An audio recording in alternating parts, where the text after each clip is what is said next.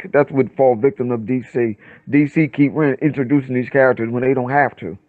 Right, Move because on. actually Batman could have been they could have just pretty much said from the Dark Knight series, they could have just said that was the older Batman after all those events that happened, and then they pretty much continuing the story, and that's when Superman was introduced into all of this here. So Batman was like they Well, Batman been around and just w- kept the same little well, story. you do well. They actually did a little cameo, John. They were trying to allude it to, but I was like, that's kind of messed up because didn't they just rebuild it? Didn't they just rebuild the house or something? They try to say like, don't you know the house? You know the house. Remember now, Batman, Superman. Right. Look at that movie. Where was he living at? Hold on, what? Where was Batman living at? Where What was he living Batman? at? What you talking about? When? Batman versus Superman. Where was they living at? Where was Batman living at? Where was Oh, his house Batman at? living in Gotham, right? No, no, but where was his house? Oh, you There's talking about the something one that he had those in Metropolis? yeah, like no, no, no, not in Metropolis. See, this is something that no one paid attention to. No one paid attention to. He lived inside a building structure that's over the Batcave. Even down to the second one, to the Justice League joint. You Oh ain't yeah, noticed? yeah. He always stayed on top of the barricade. Yeah, but The where was Wayne's his mansion. house? Where his house was at, right? The Wayne's mansion is No, always on top of the Batcave. Yeah. no, his house was burned down. No one paid attention to that. His house was burnt down. When he drove past that, when you watch the first scene, when you watch that joint, when he was inside that building or whatever, that's not his house.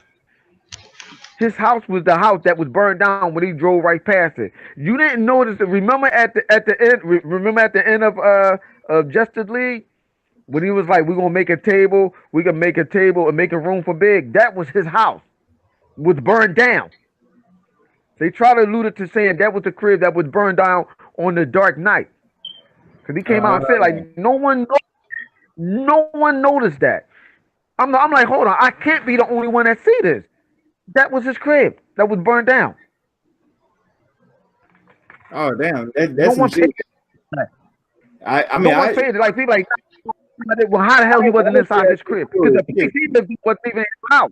That wasn't even his crib. That was just a little building structure. That wasn't his crib. That wasn't his mansion. His mansion was burnt down.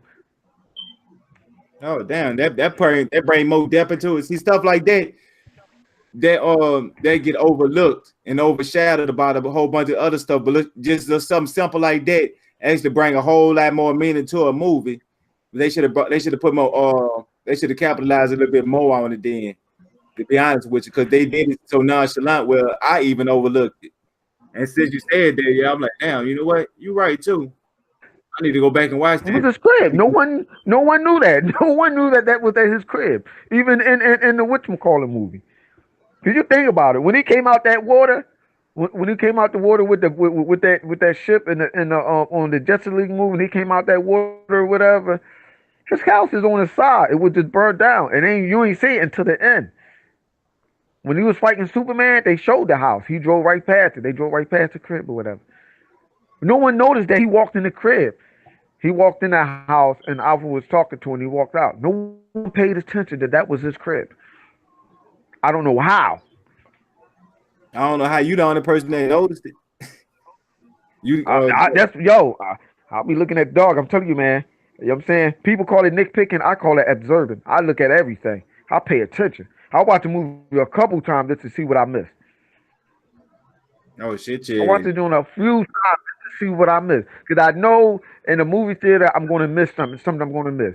Even if I watch it on, my best friend Cody. You know what I'm saying? I have to watch it a couple times on Cody to see if I miss something. A lot of people don't be paying attention to that. So what you think is nitpicking is not nitpicking, dog. It's all wrapped up within the story of the characters, of who them characters are. People don't look at it like that.